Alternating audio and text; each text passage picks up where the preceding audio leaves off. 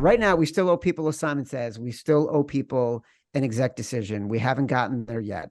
Right now, the Atlanta Falcons, who I just mentioned from the Washington game, are visiting the Tampa Bay Buccaneers, who we had at +3.5 against the juggernaut Detroit Lions. We were on the wrong side of that one.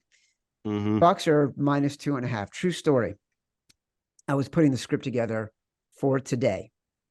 And as I typed in this matchup, for some reason, like I immediately had a feeling like that you start patting yourself down because you think you lost your phone or your keys, like you can't find something. It was total fear because I thought for a second I had already bet Tampa -2.5.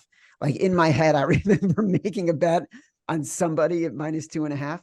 And then I realized it was Baltimore, but I physically Nice. had to find my notebook to confirm I hadn't bet Tampa Bay because like I didn't want to bet this game at all. The Falcons should have beaten Washington. Like the number of times the camera panned to Arthur Smith and he was like putting his head in his hands. The people on YouTube can see what I'm doing right now.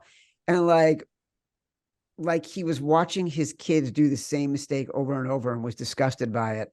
After Desmond Ridder threw picks to end Falcons' chances was astonishing. I think he did that more than they had fewer first downs than Arthur Smith looking disgusted. The defense did its job. Like in this game, it was just a bad play by Desmond Ridder. Here's the problem. It's a division game of less than a field goal.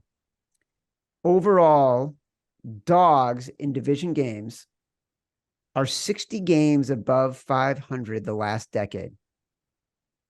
Fading division home teams are winning, covering at just a 46% clip, including 13 and 15 this year. When the home team in the division is a favorite, 44.7% against the spread. Everything is telling us from last week's performances to the trends, you take the Atlanta Falcons. Yeah, I think you thought you might have bet it because I was like thinking about betting this Sunday night on the Bucks. I was like, all right, getting them under a field goal against this Atlanta team, but you're right. It's like I'm probably selling too low here on this Atlanta team, and I'm still probably too high on this Bucks team. Like this number is what it should be. It feels like it's right. So I guess the value is on Atlanta here, but I'm with you. Like this is a tough one. So maybe I'll have a better read on it by Thursday. But as we sit here right now, it's like, Chad's right. The right move is taking Atlanta here. It's painful to do because it's Ridder outdoors, and he's just sloppy. Like if you go back and watch that film, the reason Arthur was getting so upset was like he was designing plays to have guys open. Instead of making the right reads, he's just locking in on one receiver. And like if the guy's triple covered, that's who he's throwing it to. Like it doesn't matter to him. He's not going through his progression. So yeah, it's another game. This week is tough. Like there's just games we gotta kind of eat it. Just take these bad teams, and this is another one where it's like the value is technically on Atlanta. Like you're getting them at 2.5. We're supposed to take Atlanta.